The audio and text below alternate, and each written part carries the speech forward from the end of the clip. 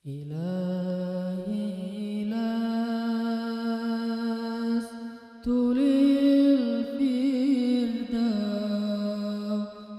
أعلى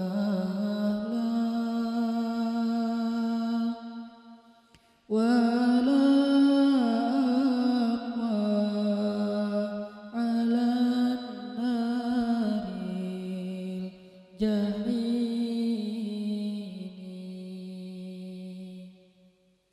فهب لي توبة واغفر ذنوبي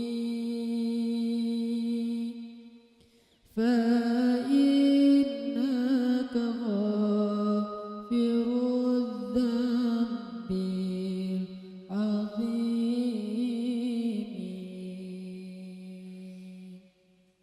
Teman-teman sekalian, bait-bait kasidah itu ditulis dan dirangkai oleh para ulama adalah tentang pengakuan dosa seorang hamba.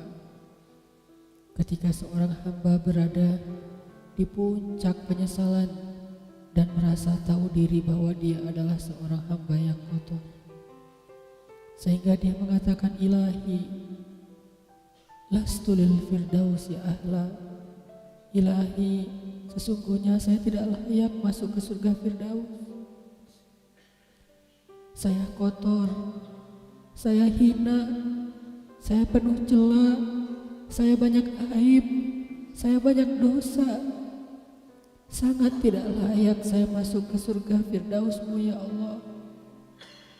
Tidak ada satupun amal yang bisa saya banggakan sehingga menjadi jalan bagi saya masuk ke surga Firdaus-Mu ya Allah. Kita harus merasa diri kita rendah di hadapan Allah. Itulah kenapa kita sujud. Dan Allah suka kepada orang yang merendahkan diri di hadapannya. Itulah kenapa Allah suka kepada hamba yang bersujud. Seandainya pintu surga itu terbuka dengan kunci amal solih, saya tidak punya kuncinya ya Allah. Saya beramal solih tetapi belum layak untuk membuka pintu surga. Saya sholat, saya puasa, saya tarawih, saya sedekah, tapi semua itu belum cukup untuk membuka pintu surga karena keterbatasan amal solih saya. Masih banyak kesalahan dalam amal-amal yang saya kerjakan karena saya bodoh ya Allah. Lalu bagaimana nasib saya kelak di akhirat ya Allah? Jika ditimbang-timbang, sungguh kedurhakaan saya lebih sering daripada istighfar saya ya Allah. Saya tidak pantas menjadi penghuni surga ya Allah. Wala aqwa 'alan naril jahimi. Tetapi saya juga tidak akan kuat dengan azab neraka jahim-Mu ya Allah. Karena sesungguhnya tidak ada satupun dari makhluk-Mu yang sanggup merasakan azab neraka. Semuanya takut kepada neraka-Mu ya Allah. Jangankan 1 tahun, jangankan 1 bulan, jangankan 1 hari, sedetik pun tidak akan sanggup ya Allah. Karena saya mendengar sesungguhnya Rasulullah SAW bersabda, azab yang paling ringan bagi penduduk neraka adalah dipakaikan baginya sendal terompah dari api yang membakar kakinya sampai mendidihkan kepalanya. Itulah azab yang paling ringan di neraka untuk orang yang paling ringan berbuat dosa. Bagaimana dengan saya ya Allah? Dosa saya banyak, saya pernah durhaka kepada ibu bapak saya. Itu saja sudah cukup bagi saya mendapatkan azab yang lebih besar di neraka dan saya tidak sanggup ya Allah. Saya pernah durhaka kepada ibu saya marahi ibu saya karena satu kesalahan. Padahal saya lebih sering berbuat salah dibandingkan ibu saya. Tapi ibu memaafkan saya. Ketika di waktu kecil saya memecahkan barang-barang ibu saya memungut barang-barang itu sambil tersenyum, membelai kepala saya, mengatakan nasihat-nasihat yang baik. Sama sekali ibu saya tidak marah kepada saya saat itu.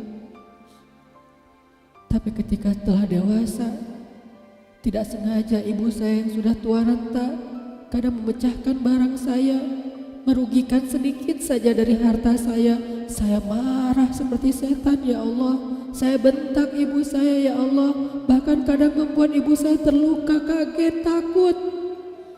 Pantaskah seorang ibu merasa takut terhadap anak yang dia kandung 9 bulan, yang dia lahirkan dengan taruhan nyawa, yang dia susui dengan darah dagingnya, yang dia didik, dia jaga, yang dia berjaga di malam hari tidak tertidur demi untuk menjaga anaknya dari seekor gigitan nyamuk? Pantaskah ibu merasa takut terhadap anaknya sendiri? Cukup satu dosa besar saja durhaka kepada ibu membuat saya pantas masuk api neraka. Belum lagi dosa saya kepada ayah. Ketika saya berdebat habis-habisan di hadapan ayah saya, hanya ketika ayah saya menasihati saya dengan satu nasihat sederhana, saya debat ia, seolah-olah wawasan saya lebih banyak, ilmu saya lebih banyak, pergaulan saya lebih luas, pendidikan saya lebih tinggi, padahal semua itu saya dapatkan hasil dari perjuangan dan pengorbanannya.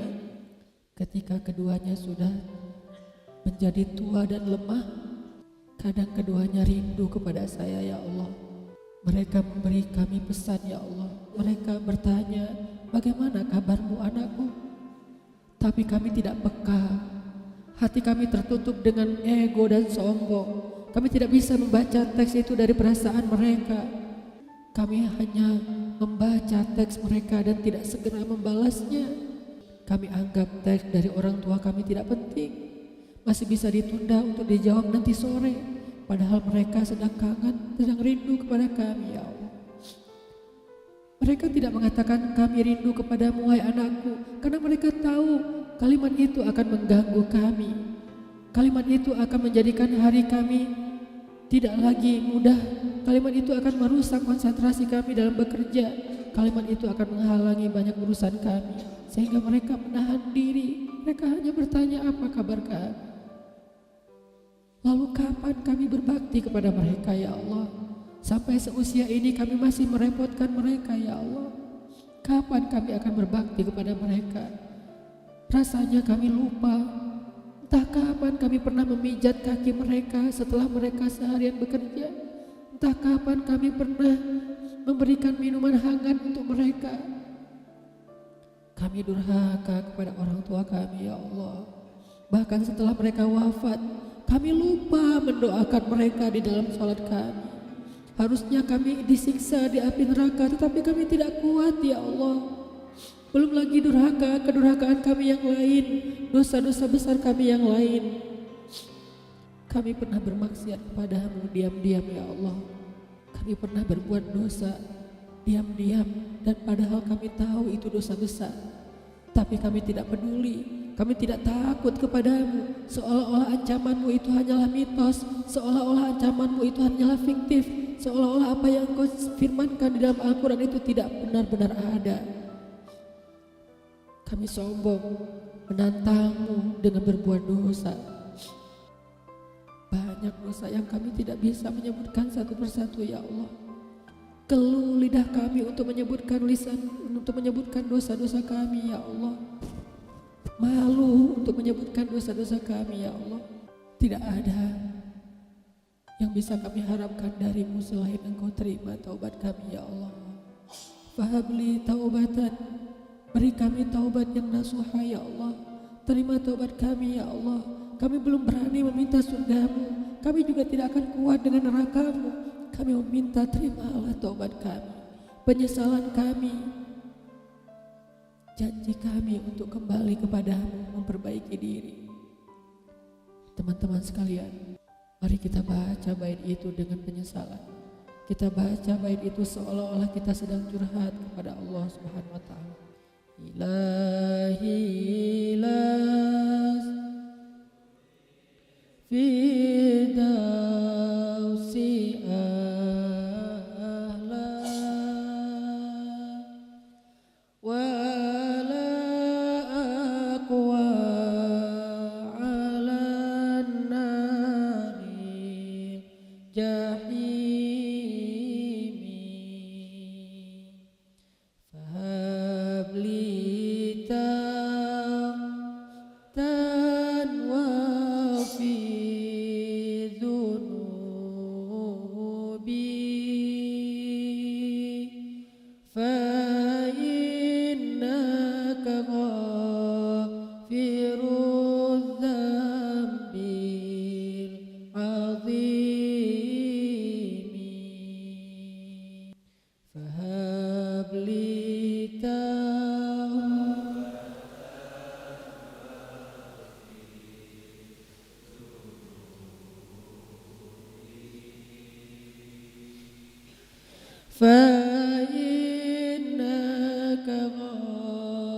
Firudzat